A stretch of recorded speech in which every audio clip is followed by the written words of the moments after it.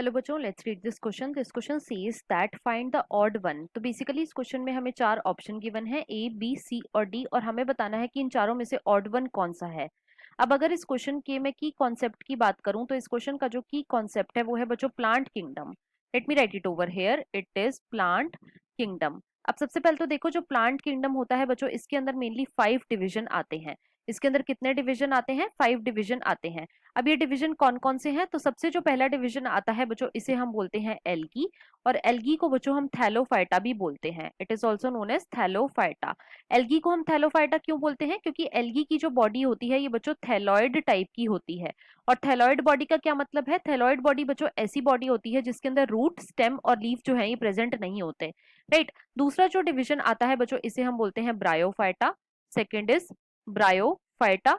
Third जो division आता है बच्चों, इसे हम बोलते हैं pteridophyta. Third is pteridophyta. Fourth जो डिवीजन आता है उसे बच्चों हम बोलते हैं जिम्नोस्पर्म। Fourth is gymnosperm. और जो फिफ्थ डिवीजन आता है बच्चों, इसे हम बोलते हैं एंजियोस्पर्म।